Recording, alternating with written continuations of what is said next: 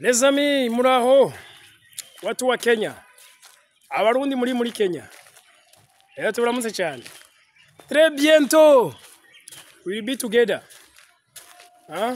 Turaje abantu mudukurikirana kuri Facebook bagenzi.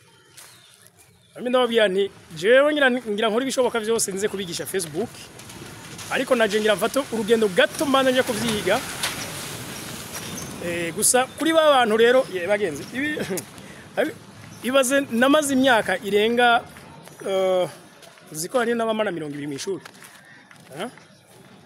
Je namaze irenga hafi 18 aho ishobora kuba atari myinshi cyane me murazi ko nshobora kuvayo ibyo nize ntoshobora kubikora. Hama umuntu rero nawe yo kwigisha ikintu cyokora kigakura mu bukene, kuko uyu muntu akwiye kuriho menshi pe tutabejanye n'ubusumba ryashobora aho kandi wakaca biguha mugiringo gitoya. Sinzi ko murabona abantu muri hanze cyane cyane za Europe no ku mugabane wa Amerika kumuri na za Australia hariho byitwa ma formation accélérée.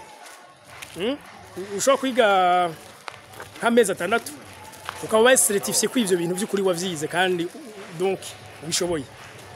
None ivyo gabagenzi abavyize muratubwira biriho gute ndazi ko ari cyane. Hama ndagiriza kubabwira nti je ibintu vya YouTube uyu munsi ndi umwisha wavyo kumure nkaba n'umukoce wavyo narinze kuri Dar es Salaam kubironderayo. Burya ndagukijije nawe kujayo ukaza nkabikugishiriza ngaha koko nukuye kundi tutabeshanye. Ubu ngira mfata urugendo nje i Nairobi kuvyigayo muri Kenya, koko ubwo bumenyi ndabuzanye nkabudandaza uzoba nkoze ikosa. En fait yumvire uko guspending umwanya ungana gutyo, yumvire uko guspending amafaranga angana kuri ariko nobwira hari group ya WhatsApp aho uza kubonera iyi video urashobora gushingiramo vuba mugabo reka ngene mvuze itariki mu byumbe neza turi itariki 24 ukuvuga ushaka itariki 27 nanumwe azobashingira muri iyo group ya WhatsApp.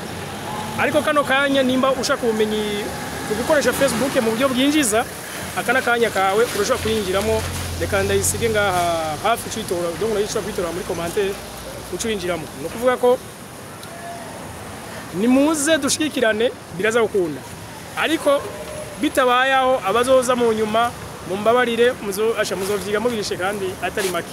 Nuko rero ndabakunda cyane naho utaha bye bye.